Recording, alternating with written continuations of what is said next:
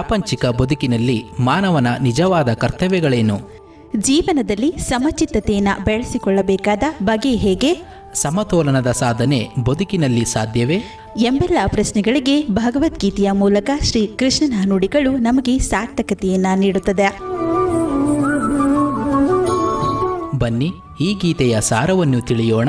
ಶ್ರೀಮತಿ ನಾಗಶ್ರೀ ತ್ಯಾಗರಾಜ್ರವರ ಧ್ವನಿಯಲ್ಲಿ ಗೀತ ಸುನಾದ ಕಾರ್ಯಕ್ರಮ ತಪ್ಪದೆ ಕೇಳಿ. ಪ್ರತಿದಿನ ಬೆಳಗ್ಗೆ 8:35 ಮರುಪ್ರಸಾರ ಸಂಜೆ 6:30 ನಿಮ್ಮ ಜನಧ್ವನಿ ಬಾನುಲಿಯಲ್ಲಿ.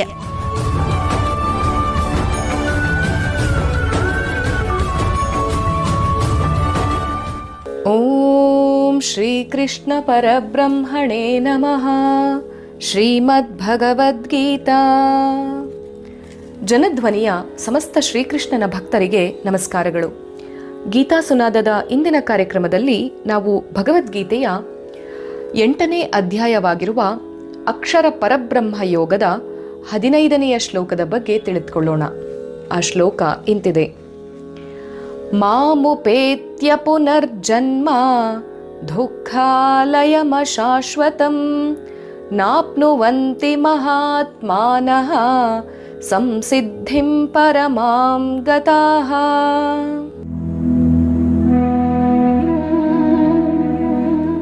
ನನ್ನನ್ನು ಸೇರಿ ಪರಮಗತಿಯನ್ನು ಹೊಂದಿರುವ ಮಹಾತ್ಮರು ದುಃಖದ ಮನೆಯೂ ಮತ್ತು ಅಶಾಶ್ವತವೂ ಆಗಿರುವಂಥ ಪುನರ್ಜನ್ಮವನ್ನ ಮತ್ತೆ ಹೊಂದುವುದಿಲ್ಲ ಎಂಬ ಮಾತನ್ನು ಇಲ್ಲಿ ಕೃಷ್ಣ ತಿಳಿಸ್ತಾ ಇದ್ದಾನೆ. ನಾವು ಹಲವಾರು ಬಾರಿ ಕೇಳಿರ್ತೇವೆ, ನೀನು ಮುಂದಿನ ಜನ್ಮದಲ್ಲಿ ಹೀಗಾಗ್ತೀಯಾ, ಮುಂದಿನ ಜನ್ಮದಲ್ಲಿ ಹಾಗಾಗ್ತೀಯಾ ಅಂತ ಹೇಳಿ. ನಮಗೆ ಈ ಜನ್ಮದ ದುಃಖಗಳನ್ನೇ ಅನುಭವಿಸಿ ಅಯ್ಯೋ ಮುಂದಿನ ಜನ್ಮ ಬೇರೆ ಇದೆಯೇನಪ್ಪ, ಮುಂದಿನ ಜನ್ಮದಲ್ಲಿ ಬೇರೆ ಇದನ್ನೆಲ್ಲ ಅನುಭವಿಸ್ಬೇಕಾ ನಾವು ಅಂತ ಹೇಳಿ ಕೇಳಿರ್ತೇವೆ. ಅಥವಾ ಇನ್ನೊಂದು ಕಡೆಯಿಂದ ಇವಾಗ ನಾನು ಒಳ್ಳೆಯದನ್ನು ಮಾಡಿದ್ರೆ ಮುಂದಿನ ಜನ್ಮದಲ್ಲಿ ತುಂಬ ಸುಖವಾಗಿ ಸಂತೋಷವಾಗಿ ಒಳ್ಳೆಯ ಜೀವನವನ್ನು ನಡೆಸಬಹುದು, ಅದಕ್ಕೋಸ್ಕರ ಇವತ್ತು ನೀನು ಒಳ್ಳೆಯ ಕೆಲಸಗಳನ್ನು ಮಾಡಬೇಕು ಅನ್ನುವಂಥ ಮಾತುಗಳನ್ನು ಕೂಡ ಕೇಳಿರ್ತೇವೆ. ಆದರೆ ಈ ಎರಡೂ ಮಾತುಗಳಿಗೂ ಮೀರಿದಂತಹ ಒಂದು ಮಾತನ್ನು ಇಲ್ಲಿ ಭಗವದ್ಗೀತೆಯಲ್ಲಿ ಕೃಷ್ಣ ತಿಳಿಸ್ತಾ ಇರುವಂಥದ್ದು. ನೀನು ಮುಂದಿನ ಜನ್ಮದಲ್ಲಿ ಅಯ್ಯೋ ನಾನು ಇದನ್ನೂ ಅನುಭವಿಸ್ಬೇಕಾ ಅಂಥೇಳಿ ವ್ಯಥೆ ಪಡೋದು ಬೇಡ. ಹಾಗೆ ಮುಂದಿನ ಜನ್ಮದಲ್ಲಿ ಸಂತೋಷವಾಗಿರಬಹುದು, ಆನಂದವಾಗಿರಬಹುದು ಅಂತೇಳಿ ಈ ಜನ್ಮದಲ್ಲಿ ನಾನು ಒಳ್ಳೆ ಕೆಲಸಗಳನ್ನು ಮಾಡಬೇಕು ಅಂತಲೂ ಬೇಡ.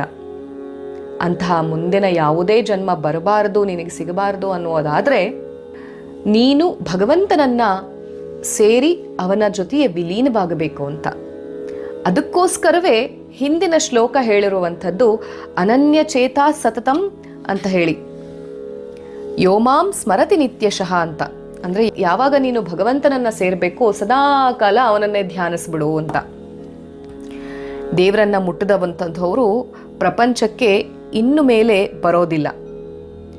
ಆವಿಗೆಯ ಮನೆಯಲ್ಲಿ ಬೆಂದ ಮಡಕೆಯನ್ನ ಪುನಃ ಚಕ್ರದ ಮೇಲೆ ತರುವುದಕ್ಕೆ ಆಗೋದಿಲ್ಲ ಅಲ್ವಾ? ಹಾಗೆ ದೇವರನ್ನ ಮುಟ್ಟಿದ ಜೀವಿ ಈ ಸಂಸಾರದ ಬಾಂಡ್ಲೆಯಿಂದ ಹೊರಟು ಹೋಗಿ ಹಾರಿ ಹೋಗ್ತಾನೆ. ಅದನ್ನೇ ನಾವು ಪರಮಗತಿ ಅನ್ನುವಂಥದ್ದು. ಯಾವ ಗತಿಯನ್ನ ಸೇರಿದ ಮೇಲೆ ಇನ್ನು ಹೆಚ್ಚು ಪಡೆಯೋದಕ್ಕೆ ಸಾಧ್ಯವೇ ಇಲ್ಲವೋ ಅಂಥ ಒಂದು ಗತಿಯನ್ನ, ಪರಮಗತಿಯನ್ನ ಪಡ್ಕೊಳ್ಳುವಂಥದ್ದಕ್ಕೆ ಇದು ಮಾರ್ಗ. ಇಲ್ಲಿ ಸಂಸಾರದ ಸ್ವಭಾವವನ್ನ ವಿವರಿಸ್ತಾ ಇದ್ದಾನೆ ಭಗವಂತ. ಇದು ದುಃಖಾಲಯ. ಸಂಸಾರವೆಂದರೆ ದುಃಖದ ತವರು ಮನೆ. ಎಲ್ಲರಿಗೂ ಒಂದು ಬಗೆಯ ದುಃಖ ಕಾದಿದೆ ಪೀಡಿಸೋದಕ್ಕೆ. ದೇಹವನ್ನು ನಾವು ತೆಗೆದುಕೊಂಡ್ರೆ ಸಾಕು, ಒಬ್ಬೊಬ್ಬನಿಗೆ ಒಂದೊಂದು ಕೊರತೆ. ಬಡಪಾಯಿಗೆ ಊಟದ ಕೊರತೆ, ಬಟ್ಟೆಯ ಕೊರತೆ, ವಸತಿಯ ಚಿಂತೆ. ಇನ್ನು ಭಾಗ್ಯವಂತನಿಗೆ ತನ್ನ ವ್ಯಾಪಾರದ ಬಗ್ಗೆ, ತಾನು ಇರುವಂಥ ಹುದ್ದೆಯ ಲಾಭದ ಚಿಂತೆ. ಒಂದು ಇರುವವನಿಗೆ ಮತ್ತೊಂದರ ಚಿಂತೆ. ದೇಹ ಬಲವಾಗಿದ್ದರೆ ತಿನ್ನುವುದಕ್ಕೆ ಏನೂ ಇಲ್ಲ, ತಿನ್ನುವುದಕ್ಕೆ ಸಮೃದ್ಧಿಯಾಗಿದ್ದರೆ ಒಂದು ತಿಂದರೆ ಜಾಸ್ತಿ, ಇನ್ನೊಂದು ತಿಂದರೆ ಕಡಿಮೆ. ಮಕ್ಕಳಿಲ್ಲದವರಿಗೆ ಒಂದು ಚಿಂತೆಯಾದರೆ ಮಕ್ಕಳಿದ್ದವರಿಗೆ ಹಲವು ಚಿಂತೆ. ಒಂದು ಸರಿಯಾಗಿದ್ದರೆ ಮತ್ತೊಂದು ಸರಿಯಾಗಿಲ್ಲ.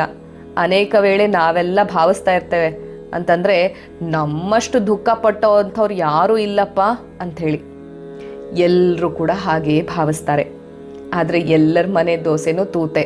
ಅಂದರೆ ಎಲ್ಲರಿಗೂ ಕೂಡ ದುಃಖ ಅನ್ನುವಂಥದ್ದು ಇದ್ದೇ ಇರುತ್ತೆ. ಈ ದುಃಖವಿಲ್ಲದೆ ಇದ್ದರೆ ಸಂಸಾರವೇ ಆಗ್ತಾ ಇರಲಿಲ್ವೇನೋ. ದುಃಖದಲ್ಲಿಯೂ ವೈವಿಧ್ಯತೆ. ಹಾಗಾಗಿ ಸದ್ಯಕ್ಕೆ ಈಗ ನಾನು ನೆಮ್ಮದಿಯಾಗಿರುವೆ ಎನ್ನುವ ಹೊತ್ತಿಗೆ ಮತ್ತೊಂದು ದುಃಖ ನಮ್ಮ ಮೇಲೆ ಬೀಳುವುದಕ್ಕೆ ಅಣಿಯಾಗತ್ತೆ. ಅದೊಂದು ರೀತಿ ಸಮುದ್ರದ ಮೇಲಿರುವ ಅಲೆಯಂತೆ. ಒಂದು ಅಲೆ ಬಂದಿದ್ದ ಹಾಗೆ ಇನ್ನೇನು ಈ ಅಲೆ ಮುಗೀತು ಅಂತಿದ್ದ ಹಾಗೆ ಇನ್ನೊಂದು ಅಲೆ ಬಂದ್ಬಿಡತ್ತೆ. ಹಾಗಾಗಿ ಈ ದುಃಖಾಲಯವಾಗಿರುವಂತಹ ಸಂಸಾರವನ್ನ ದಾಟಬೇಕು ಅಂತಂದ್ರೆ ಪರಮಗತಿಯನ್ನ ಹೊಂದಬೇಕು. ಇದೇ ಸಂಸಾರದ ಮತ್ತೊಂದು ಸ್ವಭಾವವೇ ಅಶಾಶ್ವತ. ಈಗ ನನಗೆ ಏನಾದ್ರೂ ಚೂರು ಒಳ್ಳೇದು ಸಿಕ್ಕಿದೆ ಅಂತೇಳಿ ಭಾವಿಸೋಣ, ಅದು ಶಾಶ್ವತವಾ? ಇಲ್ಲ. ಸ್ವಲ್ಪ ಹೊತ್ತಿನಲ್ಲಿಯೇ ಆ ಒಂದು ಸುಖ ಸಂತೋಷ ಅನ್ನೋದು ನಮ್ಮನ್ನು ಬಿಟ್ಟು ಹೋಗ್ಬಹುದು. ಹಾಗೆ ದುಃಖ ಅನ್ನೋದು ಕೂಡ ನಮಗೆ ಸ್ವಲ್ಪ ದಿವಸಕ್ಕೆ ಬಿಟ್ಟು ಹೋಗಬಹುದು. ಯಾರು ನಮಗೆ ತುಂಬ ಬೇಕಾಗಿರ್ತಾರೋ, ತುಂಬ ಪ್ರಿಯವಾಗಿರ್ತಾರೋ, ಯಾರಿದ್ರೆ ಜೀವನಕ್ಕೆ ಒಂದು ಬೆಲೆ ಅಂತೇಳಿ ಇರುತ್ತೋ ಅದನ್ನ ಅಗಲಿ ಹೋಗ್ಬಿಡ್ತಾರೆ. ಅಂಥವರ ಅಗಲಿಕೆ ನಮ್ಮಲ್ಲಿ ಸದಾ ಒಂದು ಶಾಶ್ವತ ದುಃಖವನ್ನು ಇರಿಸ್ಬಿಡುತ್ತೆ. ಅದೇ ರೀತಿ ಇಂದಿನ ಐಶ್ವರ್ಯ ನಾಳೆ ನಮ್ಮದಲ್ಲ. ಆರೋಗ್ಯ ಅದೂ ಶಾಶ್ವತವಲ್ಲ. ಘಟಾನುಘಟಿ ಬಲಿಷ್ಠರು, ಭೀಮನಂತೆ ಇದ್ದವರೆಲ್ಲರೂ ಕೂಡ ಶೋಚನೀಯವಾಗಿ ರೋಗಕ್ಕೆ ತುತ್ತಾಗಿ ನರಳಿ ನರಳಿ ಸತ್ತಿದ್ದಾರೆ. ಶ್ರೀಮಂತರು ನಮ್ಮ ಸಮಾನವೇ ಇಲ್ಲ ಅಂಥೇಳಿ ಮೆರೆದ್ರು. ಆದರೆ ಕೊನೆಯಲ್ಲಿ ಒಂದು ತುತ್ತು ಅನ್ನಕ್ಕೆ ಮನೆ ಮನೆ ಅಲ್ದಿದ್ದಾರೆ. ಈ ಜೀವನದಲ್ಲಿ ಹೆಮ್ಮೆ ಪಡೋದಕ್ಕೆ ಏನಿದೆ ನಮಗೆ? ಆದರೂ ಕೂಡ ಮನುಷ್ಯ ಮೂಢ ಮತ್ತು ಮೂರ್ಖ. ಅನುಭವದಿಂದ ಬುದ್ಧಿ ಕಲಿಯೋದಿಲ್ಲ. ಹಿಂದೆ ದುಃಖದ ಅನುಭವ ಇದೆ, ಮುಂದೆ ಅನುಭವಿಸಬೇಕಾದ ದುಃಖ ಸಿದ್ಧವಾಗ್ತಿದೆ ನಮ್ಮ ಮೇಲೆ ಬೀಳೋದಕ್ಕೆ ಅಂತೆಲ್ಲ ಗೊತ್ತಿದ್ರೂ ಕೂಡ ನಾನೇ ದೊಡ್ಡವನು, ನನ್ನಿಂದಲೇ ಎಲ್ಲ ಅಂತ ಹೇಳಿ ಮೆರಿತಾನೆ. ಆ ಮೆರೆಯೋದಕ್ಕೆ ಹಲವಾರು ಒಂದು ಅಹಂಕಾರದ ಸ್ವಭಾವ ಅವನ ಮೇಲೆ ಬಿದ್ದಿರುತ್ತೆ. ಮಹಾಭಾರತದಲ್ಲಿ ಇದನ್ನೆಲ್ಲ ವಿವರಿಸಲಿಕ್ಕೆ ಒಂದು ಕಥೆ ಇದೆ. ಒಬ್ಬ ಕಾಡ್ದಾರಿಯಲ್ಲಿ ಹೋಗ್ತಾ ಇದ್ದವನು ಒಂದು ಹಾಳು ಬಾವಿಗೆ ಎಡವಿ ಬೀಳ್ತಾನೆ. ಬೀಳುವಾಗ ಮರದ ಒಂದು ಬೇರನ್ನ ಹಿಡಿದುಕೊಂಡು ಮಧ್ಯದಲ್ಲಿ ಜೋಲಾಡ್ತಾ ಇರ್ತಾನೆ. ಮೇಲೆ 2 ಹೆಗ್ಗಣಗಳು ಇವನ ಹಿಡಿದಿರುವಂಥ ಬೇರನ್ನ ಕತ್ತರಿಸಲಿಕ್ಕೆ ಆರಂಭಿಸುತ್ತೆ. ಬಾವಿಯ ಒಳಗಡೆ ಒಂದು ದೊಡ್ಡದಾದ ಹೆಬ್ಬಾವು ಇವನನ್ನ ನುಂಗಲು ಕಾಯ್ತಾ ಕೂತಿದೆ. ಆಗ ಇವನ ಪಕ್ಕದಲ್ಲಿ ಜೇನುಗೂಡೊಂದ್ರಿಂದ ಜೇನುತುಪ್ಪ ತೊಟ್ಟಿಕ್ತಾ ಇರುತ್ತೆ. ಆದರೆ ಅದನ್ನ ಅವನು ಚೀಪೋದಕ್ಕೆ ಹೋಗ್ತಾನೆ. ನಮಗೆ ಸಿಕ್ಕುವ ಸುಖ ಅನ್ನೋದಿದೆಯಲ್ಲ, ಅದು ಕೂಡ ಹೀಗೇನೆ. ಮಾರಿಗೆ ಬಲಿಗೆಂದೇ ಒಂದು ಕುರಿಯನ್ನ ಹೊಡೆದುಕೊಂಡು ಹೋಗ್ತಾ ಇರ್ತಾರೆ. ಆದರೆ ಬಲಿಗೆಂದು ದಾರಿಯಲ್ಲಿ ತೋರಣ ಕಟ್ಟಿದ್ರೆ ಕುರಿ ಅದನ್ನ ತಿನ್ನುತ್ತೆ. ಸಾಯೋದಕ್ಕೆ ಮುಂಚೆ ಸ್ವಲ್ಪ ಫಲಹಾರ ಅಂತ. ಹಾಗೆ ಈ ಸಂಸಾರದ ದುಃಖದ ಪರಿಚಯ ಇರುವ ಮನುಷ್ಯ ಇನ್ನೊಮ್ಮೆ ಇಲ್ಲಿಗೆ ಬರಲು ಇಚ್ಛಿಸುವುದಿಲ್ಲ. ಹೋದ್ರೆ ಬರದ ರೀತಿಯಲ್ಲಿ ಹೋಗುವುದಕ್ಕೆ ನಾವು ಯತ್ನಿಸಬೇಕು. ಹಾಗೆ ಬರದ ರೀತಿಯಲ್ಲಿ ಹೋಗಬೇಕಾದ್ರೆ ಭಗವಂತನಿಂದ ನಮ್ಮ ಮನಸ್ಸನ್ನ ತುಂಬಿಸಿರಬೇಕು. ಇದು ಸೋರೆಯ ಬುರುಡೆ ರೀತಿನಲ್ಲಿ ನೀರಿನಲ್ಲಿ ತೇಲುವಂತೆ ನಮ್ಮ ಸಂಸಾರವನ್ನ ನಾವು ತೇಲಿಸಬೇಕು ಮತ್ತು ಭಗವಂತನೆಡೆಗೆ ನಮ್ಮನ್ನ ಒಯ್ಯಬೇಕು. ಅದಕ್ಕಾಗಿಯೇ ಸದಾ ಭಗವಂತನ ಚಿಂತನೆಯಲ್ಲಿ ನಾವಿರಬೇಕು ಅಂತ ಹೇಳಿ ಕೃಷ್ಣ ಪರಮಾತ್ಮ ಈ ಭಗವದ್ಗೀತೆಯ ಶ್ಲೋಕದಲ್ಲಿ ತಿಳಿಸ್ತಾನೆ. ಅದಕ್ಕೆ ಸೂಕ್ತವಾಗಿರುವಂಥ ಮುದ್ದುರಾಮನ ಪದ್ಯ ಯಾವುದು ಗಮನಿಸೋಣ ಬನ್ನಿ. ಸದ್ದು ಮಾಡುವುದೇನು ಪೂರ್ಣ ತುಂಬಿದ ಕುಂಭ, ಸದ್ದು ಮಾಡುವುದೇನು ಪೂರ್ಣ ತುಂಬಿದ ಕುಂಭ, ಅರ್ಧ ತುಂಬಿದ ಗಡಿಗೆ ಗದ್ದಲದ ಗೂಡು, ಯಾರು ನಿಜ ಸಜ್ಜನರೋ ಅವರಿಗೆಲ್ಲಿದೆ ಗರ್ವ, ಯಾರು ನಿಜ ಸಜ್ಜನರೋ ಅವರಿಗೆಲ್ಲಿದೆ ಗರ್ವ, ತುಂಬು ಕೊಡವಾಗು ನೀ ಮುದ್ದು ರಾಮ, ತುಂಬು ಕೊಡವಾಗು ನೀ ಮುದ್ದು ರಾಮ. ಕುಂಭ ಅಂದರೆ ಒಂದು ಕೊಡಪಾನ ಪೂರ್ಣ ತುಂಬಿರುವಾಗ ಸದ್ದು ಮಾಡುತ್ತಾ? ಇಲ್ಲ. ಅರ್ಧ ತುಂಬಿದ ಗಡಿಗೆ ಮಾತ್ರ ಅದು ಯಾವಾಗಲೂ ಸದ್ದು ಮಾಡುತ್ತೆ. ಹಾಗೆ ನಾವು ನಮ್ಮ ಜೀವನದಲ್ಲಿ ಪೂರ್ಣ ಜ್ಞಾನವನ್ನು ಪಡೆದಾಗ, ಪೂರ್ಣ ಅನುಭವವನ್ನು ಪಡೆದಾಗ, ಯಾವುದೂ ಅಶಾಶ್ವತ ಅಲ್ಲ ಎಂಬುವಂಥ ಒಂದು ದಿವ್ಯ ಜ್ಞಾನವನ್ನು ಪಡೆದಾಗ ನಾವು ಆದಷ್ಟು ನಿಶ್ಶಬ್ದವಾಗಿ ಸಂಯಮದಿಂದ ತಾಳ್ಮೆಯಿಂದ ಬದುಕನ್ನು ನಡೆಸ್ತೀವಿ.